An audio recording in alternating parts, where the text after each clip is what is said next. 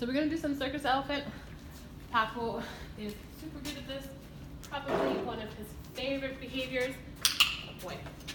You're gonna start off by luring your dog up onto the stool. And from then you're gonna do some shaping. But you're gonna lure your dog up onto the stool. Paco obviously gets on really quickly. He already knows this behavior really well. If he didn't though, I would be luring him up. Hang on one second. Hang on. I'm gonna be luring him up. When you do lure your dog up, make sure you're not walking around the stool.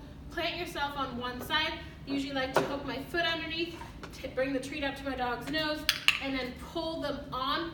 Now, again, looks really easy because Paco doesn't really know this behavior.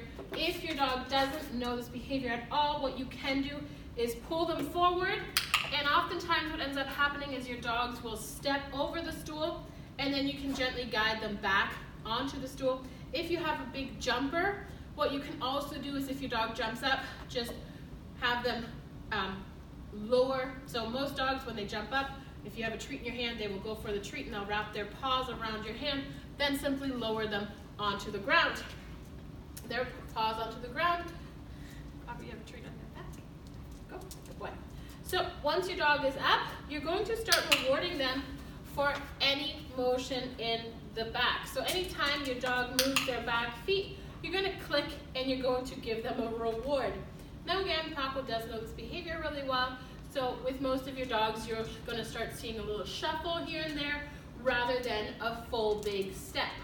But you're going to start seeing a little bit of shuffling from them, and you can reward any tiny shuffle, whether it actually is a motion or not. And you're going to reward them whether they're moving in the direction you eventually want them to move or whether they're moving the opposite direction. At first, you really want to reward any motion at all from your dog. Once they start doing those motions, you can start phasing out clicking for every direction, and you can actually start only clicking for one way.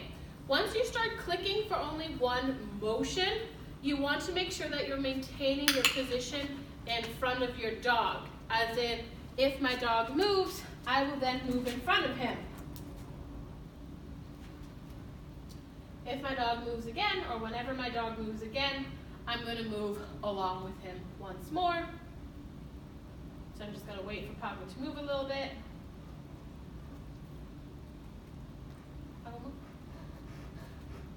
Boy. So I encourage Paco to move a little bit by giving him a hand signal, but as soon as he moved, I gave him that click and rewarded him again.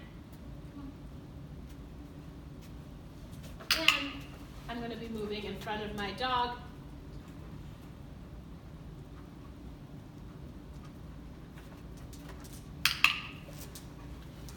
But eventually, once your dog has gotten really good at this, you want to be right in front of them, just standing here and waiting for them to make their way all the way around. So, go. Come on, all the way.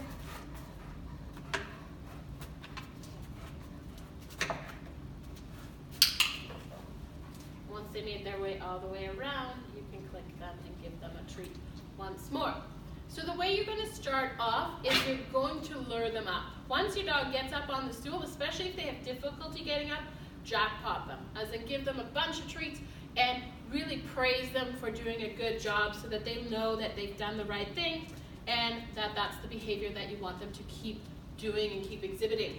That way, the next time you want to get them up, it'll be much easier. Your next step is to reward any motion in the back.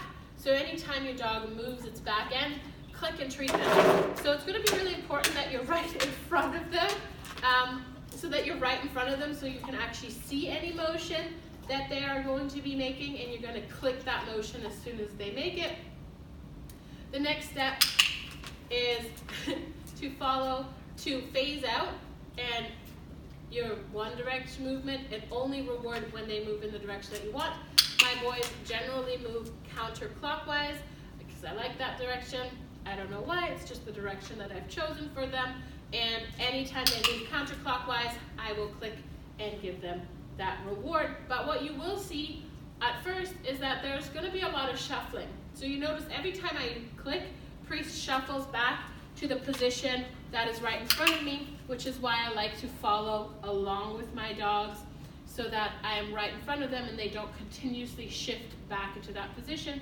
But it's also to start getting them to go all the way around the stool, which is the ultimate goal or the eventual goal. And then once they have gotten around the stool quite fluently with you following them, you can stop following them around the stool and actually just get your dogs to go around the stool all the way by themselves. You will notice that there will be some hesitation when your dog actually has to cut across you.